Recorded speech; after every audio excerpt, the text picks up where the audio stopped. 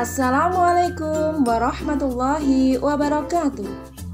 Halo adik-adik, bagaimana kabarnya hari ini? Tentu kalian masih tetap semangat ya dalam belajar? Oke. Hari ini kita akan belajar tematik, tema 1 hidup rukun, subtema 2 hidup rukun di tempat bermain, pembelajaran 5. Supaya adik-adik lebih paham apa yang kita pelajari hari ini, yuk kita simak yang berikut ini. Lani akan berlatih menari di rumah Siti. Ibu Siti akan melatih menari. Lani gemar menari, tetapi ia malu menari di hadapan teman-teman. Lengkapilah percakapan di bawah ini sesuai gambar. Tuliskan kalimat tersebut pada kotak yang tersedia. Kalau kalian punya bukunya adik-adik, bacalah kalimat tersebut secara lisan. Nah, di sini ada percakapan Lani, Ibu Siti dan Siti. Nah, di sini Lani kemarin kita belajar di pembelajaran 4 bahwa Lani itu malu untuk latihan menari bersama teman-temannya. Nah, ini gambar yang pertama.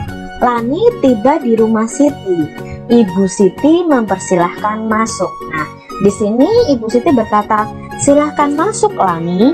Kira-kira Lani mengucapkan apa ya adik-adik ya? Nah, mungkin Lani mengucapkan seperti ini, "Selamat sore Bu, apakah Siti ada Bu?"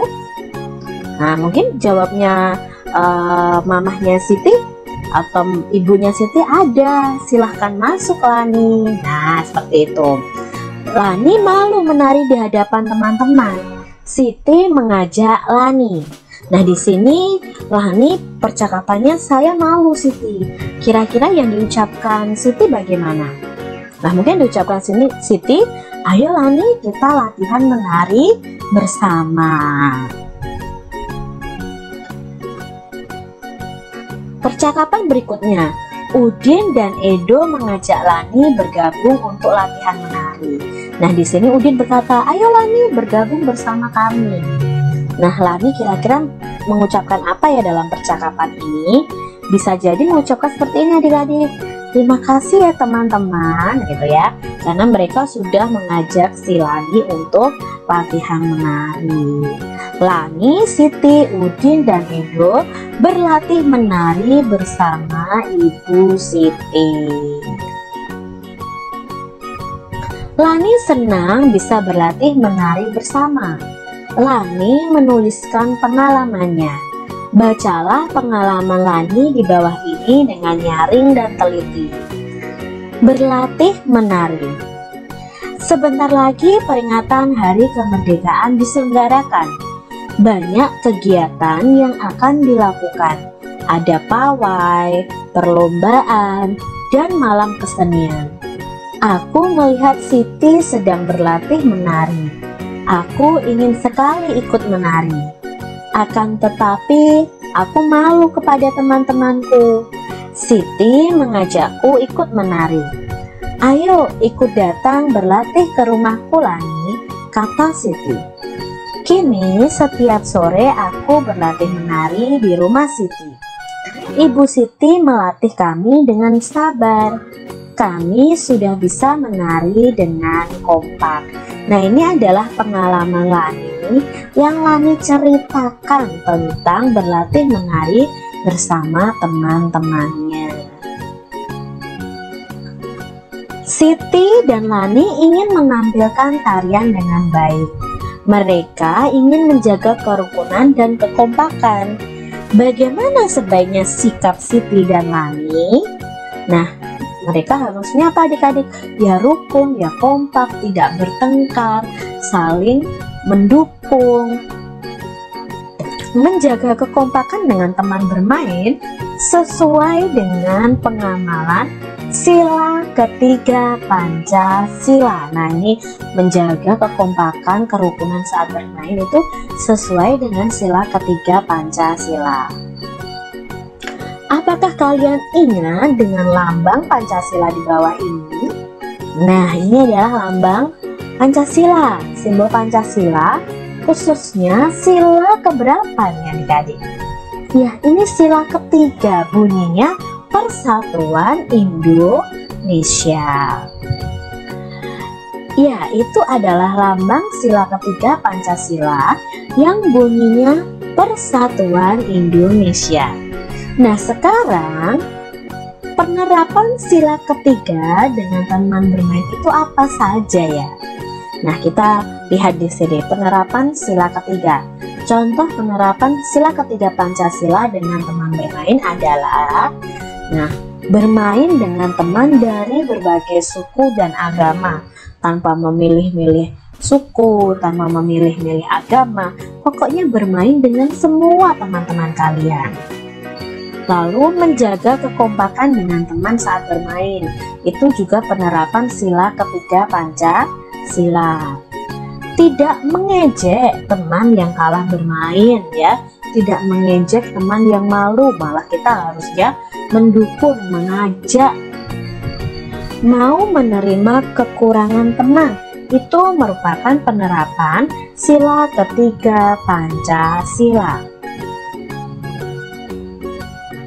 Bisakah kalian membuat cerita yang berhubungan dengan sila ketiga Pancasila di tempat bermain? Coba baca contoh di bawah ini. Nah, Kak Citra punya contoh cerita pengamalan Pancasila, khususnya sila ketiga. Ya, aku bermain dengan teman-teman di lapangan. Ada yang bermain sepak bola, layang-layang, dan boneka. Kami berbeda agama, tetapi tetap bermain bersama. Kami selalu kompak dan rukun. Nah, cerita ini merupakan penerapan sila ketiga Pancasila di tempat bermain dengan teman-teman.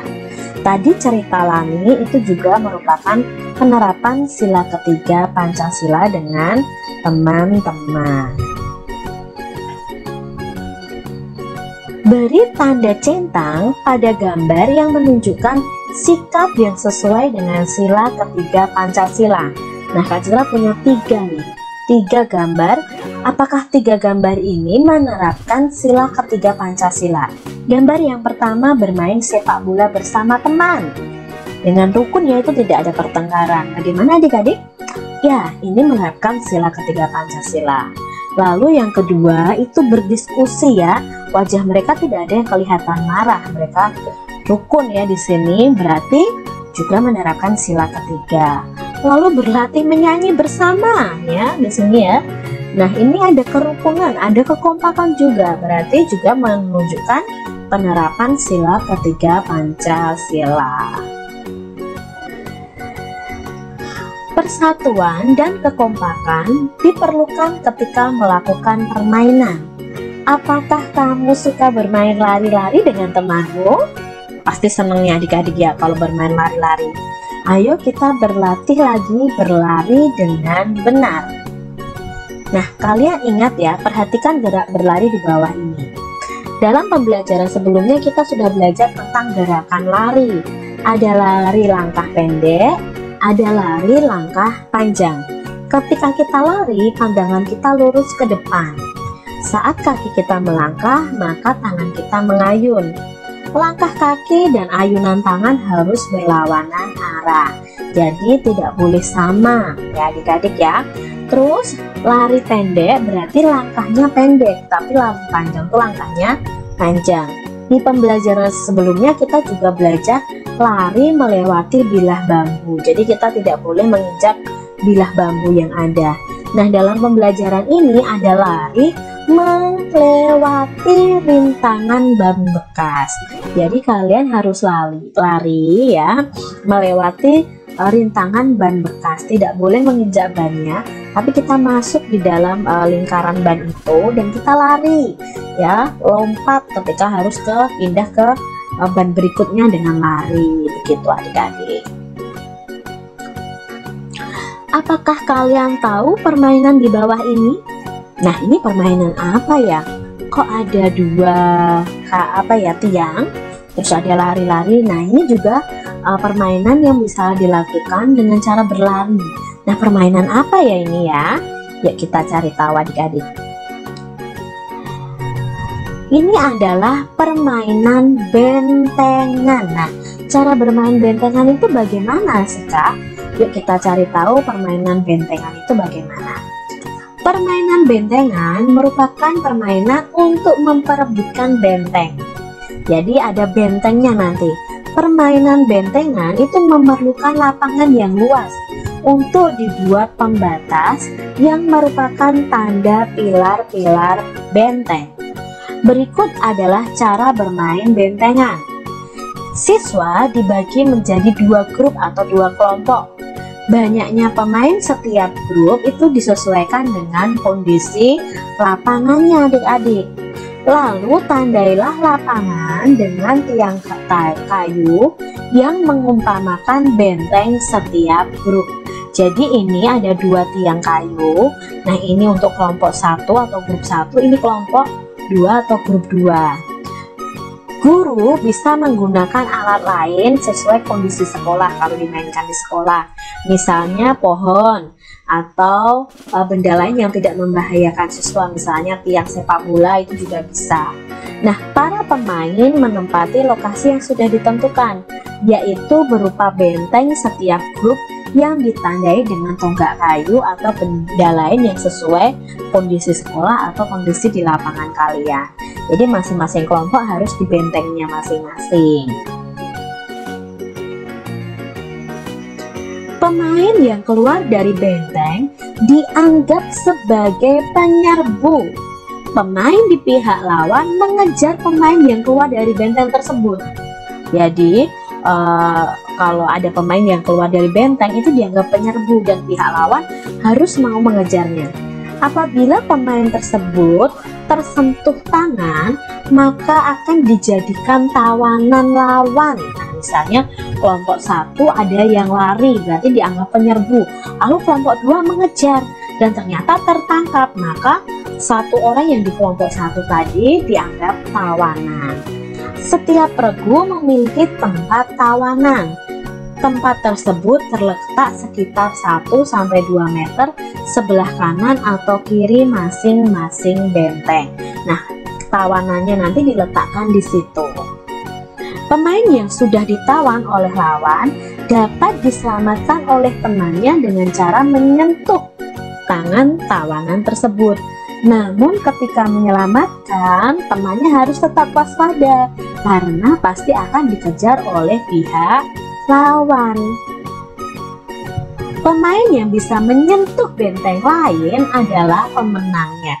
Jadi kalau sampai nanti misalnya regu 1 atau kelompok 1, grup 1 ini bisa menyentuh benteng grup 2, berarti grup 1 inilah pemenangnya.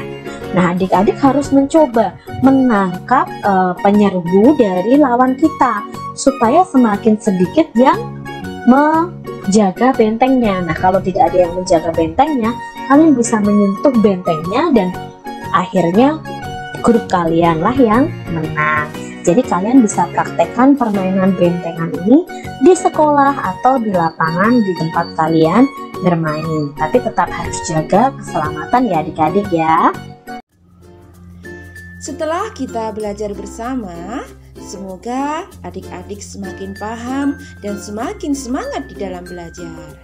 Sampai bertemu di pembelajaran berikutnya. Tetap semangat di dalam belajar. Wassalamualaikum warahmatullahi wabarakatuh.